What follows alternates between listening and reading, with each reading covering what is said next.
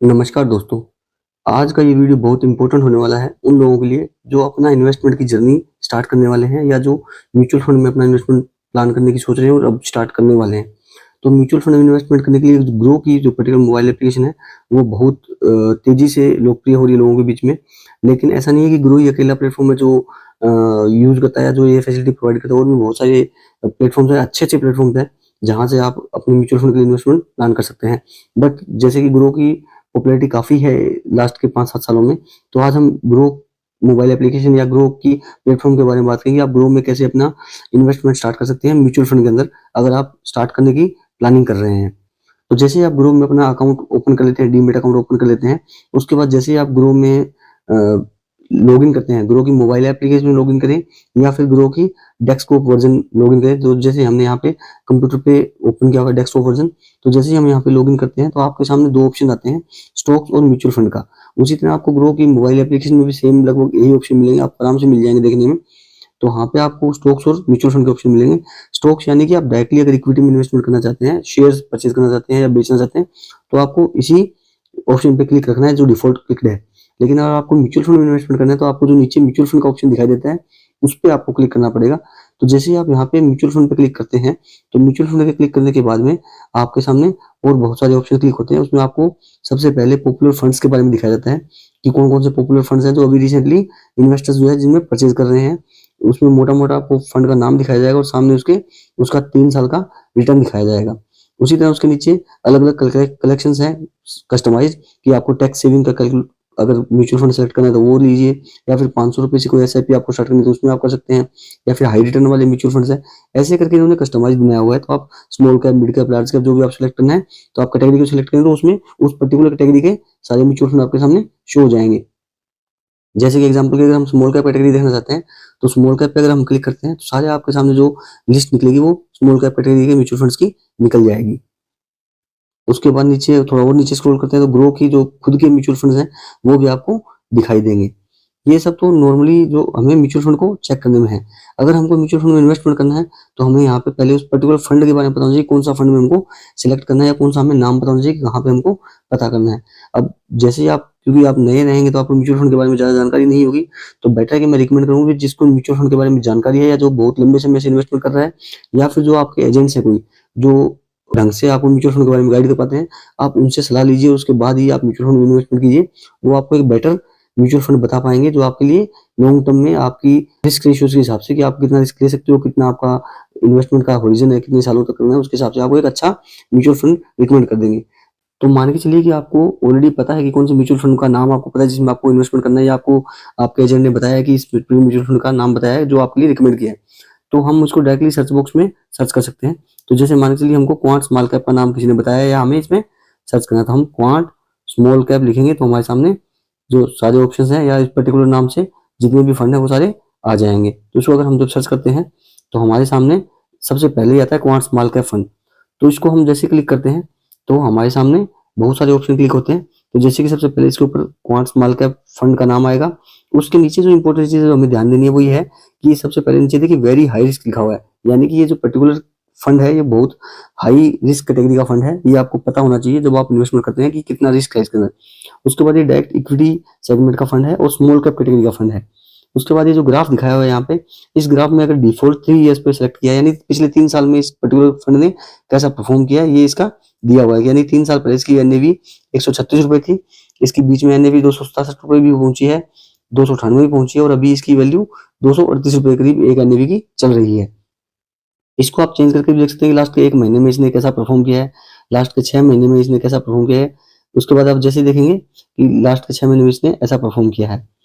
उसके बाद में नीचे अगर आप जाते हैं, तो जितना इन्वेस्टमेंट आपका ऑलरेडी किया हुआ है और उसका कितना टोटल रिटर्न बन रहा है, वो आपको दिखाई देगा अब तक का। उसके बाद में इस पर्टिकुलर फंड के बारे में थोड़ा रेटिंग दी जाती है कि उसका पर्टिकुलर एनएवी आज की डेट में कितना चल रहा है, उसमें आप कितना मिनिमम एसआईपी अमाउंट स्टार्ट कर सकते हैं। जैसे कि इस पर्टिकुलर फंड में ₹1000 से आप मिनिमम एसआईपी कर सकते हैं, और म्यूचुअल फंड में 2 टाइप से आप इन्वेस्टमेंट कर सकते हैं। एक एसआईपी यानी सिस्टमैटिक इन्वेस्टमेंट प्लान, जो कि बहुत ज़्यादा पॉपुलर है आज के टाइम में, मंथली आपका इन्वेस्टमेंट होता रहता है, तो आप इसमें ₹1000 से स्टार्ट कर सकते हैं। दूसरा लमसम, यानी आप एक साथ में कुछ पैसे भी डाल सकते हैं। उसके बाद रेटिंग दिखाई जाती है, यानी इसमें टोटल 5 स्टार की रेटिंग है इसकी, 5 स्टार रेटिंग है जो कि बहुत अच्छी है, यानी 5 स्टार टॉप मोस्ट रेटिंग होती है। उसके बाद इसका फंड साइज, यानी इस पर्टिकुलर फंड का कितना फंड साइज है वो यहाँ पे दिखाया जाता है। यानी ये कंपनी जो है या क्वांट स्मॉल कैप फंड है, ये लगभग 22,832 करोड़ रुपए का फंड जो है अपने अंदर मैनेज करता है। उसके नीचे रिटर्न कैलकुलेटर है। रिटर्न कैलकुलेटर में क्या करता है कि आज के टाइम में जो रिटर्न चल रहा है कंपनी का, इस पर्टिकुलर फंड का, उसके हिसाब से रिटर्न कैलकुलेट करके देता है, जो आप देख सकते हो कि आपने मंथली एसआईपी की या वन टाइम, जैसे ही आप अमाउंट डालेंगे उसके बाद आप कितने साल तक इन्वेस्टमेंट करेंगे वो सब चेक करेंगे, तो आपको यहाँ पे आपका रिटर्न कैलकुलेट करके मिल जाएगा। लेकिन ये करके आपको ज्यादा ऑप्टिमिस्टिक या ज्यादा कुछ देखने की जरूरत नहीं है, क्योंकि ये जो रिटर्न है वो आज के ऊपर डिपेंड करते हैं, या जो पास्ट रिटर्न है इसका, उसके बेस पे इसका रिटर्न ये कैलकुलेट करता है। फ्यूचर का रिटर्न का इसकी कोई गारंटी नहीं है, फ्यूचर में इसके रिटर्न इससे ज्यादा भी हो सकते हैं और इससे कम भी हो सकते हैं। उसके बाद आपकी होल्डिंग्स आती है, यानी ये पर्टिकुलर जो फंड है वो कहाँ कहाँ पे आपका अपना पैसा इन्वेस्टमेंट करने वाला, वो आप होल्डिंग पे चेक कर सकते हैं। जैसे टॉप 10 होल्डिंग में इसकी ये कंपनी है जहाँ पे ये पैसा इन्वेस्टमेंट कर रहा है। उसके बाद होल्डिंग के बाद में आप सी ऑल होल्डिंग में जाकर सारी कंपनियों का भी लिस्ट देख सकते हैं कि जिसमें सारे करेगा ये। उसके बाद रिटर्न्स और रैंकिंग की बात करें पर्टिकुलर फंड की, तो इस फंड का 1 साल का 3 साल का रिटर्न्स कितना है ये सब दिखाएगा। उस स्मॉल कैप कैटेगरी का कितना रिटर्न है वो भी ये पर्टिकुलर फंड दिखाता है। उसके बाद में इसका अपनी कैटेगरी में क्या रैंकिंग चल रहा है, जैसे 1 साल में ये 40वीं रैंकिंग पे है, पिछले 3 साल की अगर हम बात करें तो 6ठी रैंकिंग पे है, और पिछले 5 साल के रिटर्न की बात करें तो ये नंबर 1 की रैंकिंग पे पर्टिकुलर फंड चल रहा है स्मॉल कैप कैटेगरी में। तो ये हमारे लिए बहुत जरूरी है।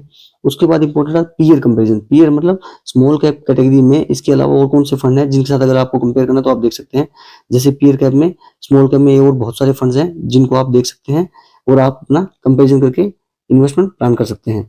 उसके बाद आप एक्सपेंस रेशियो या एग्जिट लोड्स की बात करें तो इस पर्टिकुलर फंड का एग्जिट एक्सपेंस रेशियो 0.68% है। उसके बाद जिसमें जीएसटी इंक्लूडेड होता है। उसके बाद आपका एग्जिट लोड है। एग्जिट लोड आपका 1% फ्लैट रहता है, वो भी आपका तब रहता है जब आप 1 साल से पहले आपका जो इन्वेस्टमेंट है वो रिडीम करते हो या निकाल लेते हो। 1 साल के बाद आप जो इन्वेस्टमेंट निकालते हो उसके ऊपर आपको एग्जिट लोड नहीं लगता है। उसके बाद स्टैंप ड्यूटी, टैक्स, ये सब आपको दिखेगा। उसके बाद एक इंपॉर्टेंट चीज आती है फंड हाउस, यानी कि फंड मैनेजमेंट कौन कौन कर रहा है, इसका फंड जो मैनेज कर रहा है फंड मैनेजर कौन कौन है। तो यहाँ पे अभी प्रेजेंटली जो 2 है, समीर काटे और युग तिब्रवाल, ये मार्च 2025 से अभी तक इसको फंड को मैनेज कर रहे हैं। यानी कि अभी रिसेंटली ये फंड मैनेजर जो है इसके चेंज हुए हैं बहुत रिसेंटली। उसके बाद में फंड के प्रोज एंड कॉन्स, इस पे ज्यादा हमको ध्यान देने की जरूरत नहीं है, क्योंकि प्रोज एंड कॉन्स की बजाय आपको कंपनी के ये पर्टिकुलर म्यूचुअल फंड्स के सिलेक्ट करने से पहले क्या क्या चीजें देखनी चाहिए वो आपको पता होनी चाहिए। उसके बारे में हमने ऑलरेडी वीडियो बना रखा है।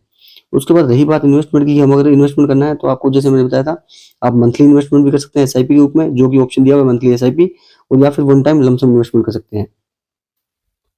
तो उसके सामने आपके सामने ये ऑप्शन आ जाता है, इसमें आपको यहाँ पे एसआईपी का इन्वेस्टमेंट ऑप्शन, कितना पैसा आपको इन्वेस्ट करना है वो आप क्लिक कर लीजिए। मान के चलिए यहाँ पे हमको 1500 रुपए की एसआईपी स्टार्ट करनी है। उसके बाद आप यहाँ पे एसआईपी डेट्स आती है, उसमें आपको 25 तारीख डिफॉल्ट है, लेकिन आप चाहो तो इसको चेंज कर सकते हो अपनी मर्जी से। वो आप अपना पर्टिकुलर डेट जो है वो सिलेक्ट कर लीजिए। उसके बाद आपको पे वाया ऑटो पे, ऑटो पे एक बार आपको रजिस्टर करना ही पड़ेगा आपके बैंक के साथ, ताकि मंथली आपका ऑटोमेटिक पैसा डिडक्ट होता रहे। और वो जैसे रजिस्टर हो जाएगा उसके बाद में आपका सीधा आपको स्टार्ट एसआईपी पे क्लिक करना है और आपका एसआईपी रजिस्टर हो जाएगा, और उस पर्टिकुलर डेट को जो आपने सिलेक्ट किया उससे आपका एसआईपी कटना स्टार्ट हो जाएगा। तो बहुत ही आसान सा प्रोसेस है ग्रो से एसआईपी इन्वेस्टमेंट प्लान करने का। लेकिन मैं एक बार फिर बोलूंगा कि ग्रो के बजाय और बहुत अच्छे अच्छे प्लेटफॉर्म्स हैं जहां पे आप अपना इन्वेस्टमेंट प्लान कर सकते हैं, म्यूचुअल फंड में भी और साथ में इन्वेस्टमेंट का डायरेक्ट इक्विटी में भी। तो आप और किसी तरह का आपको ग्रो से रिलेटेड या फिर किसी और तरीके से रिलेटेड सवाल है तो आप हमारे कमेंट सेक्शन का इस्तेमाल कर सकते हैं।